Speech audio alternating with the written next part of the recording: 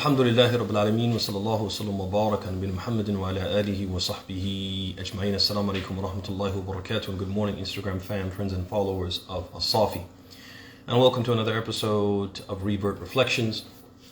Brothers and sisters, recently I watched a video where a Muslim YouTuber was critiquing a video wherein a young woman from a particular ethnic community was lamenting the poor treatment that people from her community receive from other Muslims, either being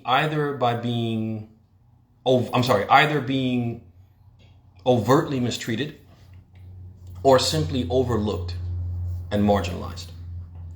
So the YouTuber, he basically criticized the young woman for what he deemed an inappropriate response to this mistreatment. At no point did he ever call out or criticize the mistreatment itself or those who met it out.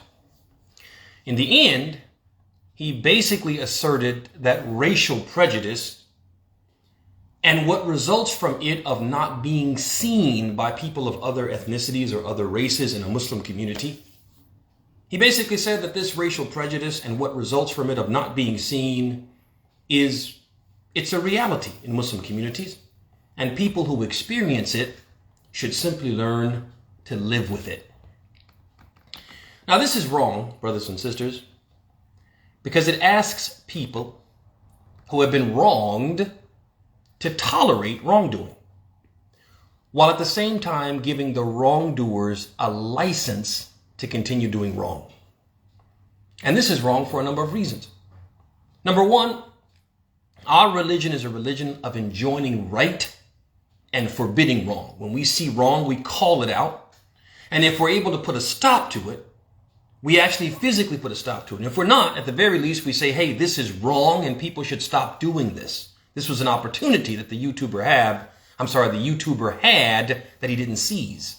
As Allah subhanahu wa ta'ala says in the Quran, He says, وَلْتَكُنْ مِنْكُمْ أُمَّةٌ يَدْعُونَ لِلْخَيْرِ وَيَأْمُرُونَ بِالْمَعْرُوفِ وَيَنْهَوْنَ الْمُنْكَرِ وَأُولَٰئِكَ هُمُ الْمُفْلِحُونَ.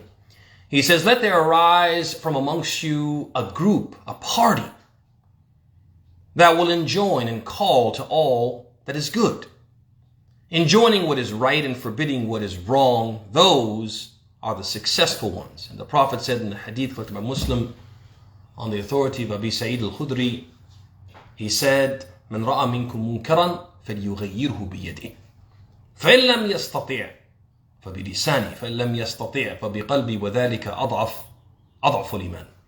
He said, whoever amongst you sees a wrongdoing, sees some type of spiritual crime being committed, some violation of the teachings of Islam, then let him put a stop to it physically if he's able to do so. If he's unable to do so, then let him put a stop to it with his tongue, call it out, speak out against it. And if he can't do that, then let him at least hate it, despise it in his heart. And that is the least of faith, the weakest of faith. It's also wrong, brothers and sisters, because the Prophet taught us to care about how our actions make others feel. He taught us that we're not supposed to see other people suffering needlessly, pointlessly, and just say, hey, they should just deal with that. They should just tolerate it. That's just their lot. That's just their lot in life. هذا حظهم. No, we don't do that in Islam. The Prophet said, إذا كنتم ثلاثا فلا يتناجى اثنان دون صاحبهما فإن ذلك يحزنه. He said, if you are three of you together in a group, then don't let two of you go off and whisper, excluding the third person from your conversation, making him feel that he's not seen, overlooking him, disregarding him, excluding him.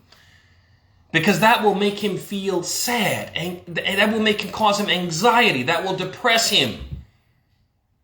The Prophet told us to care about that, how our actions will make other people feel. But this was lost on the YouTuber. Allah also prohibits some Muslims from mistreating others and calls it oppression, not seeing them or just overtly mistreating them. Allah subhanahu wa ta'ala says, يَا أَيُّهَا الَّذِينَ آمَنُوا لَا يَسْخَرْ قَوْمٌ مِّنْ قَوْمٍ عَسَىٰ أَن يَكُونُوا خَيْرًا مِّنْهُمْ وَلَا نِسَاءٌ مِّن نِسَاءٍ عَسَىٰ أَن يَكُونَ خَيْرًا مِّنْهُنْ. He says, don't let, oh believers, don't let some of you mock or ridicule others. It's possible that those who are being ridiculed are better than those who ridicule them. And don't let some women mock and ridicule and put down other women. It's possible that those women who are being ridiculed are better than those who ridicule them. وَلَا تَلْمِزُوا أَنفُسَكُمْ. And do not insult one another. Do not make gestures that put each other down. وَلَا تَنَابَزُوا بِالْأَلْقَابِ. And do not call each other by insulting nicknames. بِئْسَ الْإِسْمُ الْفُسُوقُ بَعْدَ الْإِيمَانِ. How evil and wretched it is for someone to be called by an offensive nickname after they have believed. وَمَنْ لَمْ يَتُوبَ فَأُولَٰئِكَ هُمُ الظَّالِمِينَ. And those who continue in this behavior are wrongdoers. They are oppressors. Our religion also teaches us to treat others how we ourselves would like to be treated, and no one wants to be unseen. No one wants to be treated as if they're invisible, as if they're not there, but they are there. No one wants to be overlooked or disregarded. No one wants not to be seen.